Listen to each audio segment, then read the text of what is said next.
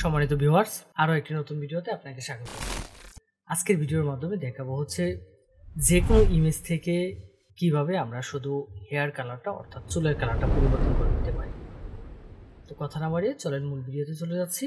আর এরকম গুরুত্বপূর্ণ টেক টিউটোরিয়ালের জন্য অবশ্যই আমাদের চ্যানেলটি সাবস্ক্রাইব করে রাখতে ভুলবেন না।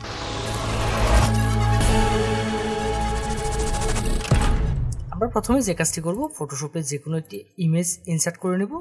তো আমার ফটোশপে যে ইমেজটি দেখতে পাচ্ছেন এই হচ্ছে আমার একটা ইমেজ। আমরা চাচ্ছি এই ইমেজ থেকে যে হেয়ার স্টাইলটা রয়েছে সেই হেয়ার স্টাইলটা চেঞ্জ করব। তো তার জন্য নর্মালি আমরা যে কাজটি করব, আমরা এখান থেকে চলে যাব হচ্ছে ফিল্টারে ক্লিক করব। ফিল্টার থেকে এখানে একটা অপশন পেয়ে যাব ক্যামেরা রো ফিল্টার। তো এখান থেকে আমরা ক্যামেরা রো ফিল্টারে ক্লিক করব। ক্লিক করার পরে ঠিক এরকম একটা ইন্টারফেস আসবে।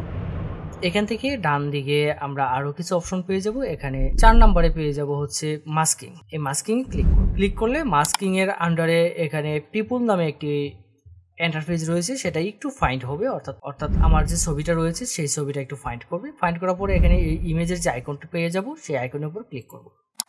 ক্লিক করলে এই ইমেজের অধীনে যা যা রয়েছে সবগুলো চলে আসবে, অর্থাৎ ইমেজের এক একটা অংশ আলাদা আলাদা করে এখান থেকে ফাইন্ড করে নেবে।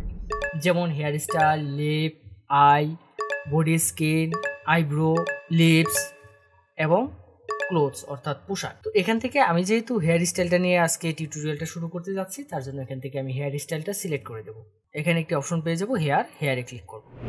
ক্লিক করে দেন এখান থেকে ক্রিয়েটের উপর ক্লিক করব। ক্রিয়েটে ক্লিক করলে ঠিক এরকম একটা ইন্টারফেস আসবে। এখান থেকে যে কাজটি করতে হবে, আমি এখান থেকে একটু নিচ দিকে স্ক্রল করব।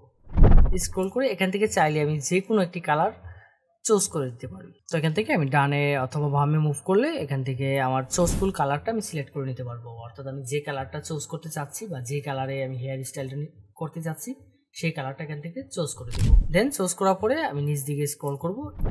স্ক্রল করলে এখানে আরও কিছু অপশন পেয়ে যাব, এগুলো একটু কাস্টমাইজ করে দিতে পারি।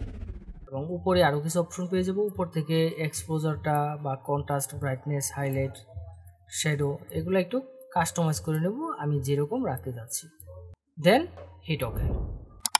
এই হচ্ছে আমার ফাইনালি ইমেজ, অর্থাৎ আমি খুব সহজেই ইমেজের হেয়ার স্টাইলটা চেঞ্জ করে নিতে পারলাম। এই ছিল আজকের মতো এরকম গুরুত্বপূর্ণ টেক টিউটোরিয়ালের জন্য অবশ্যই আমাদের চ্যানেলটি সাবস্ক্রাইব করে রাখবেন। দেখা হবে নতুন কোনো ভিডিওতে। ধন্যবাদ সাথে থাকার জন্য।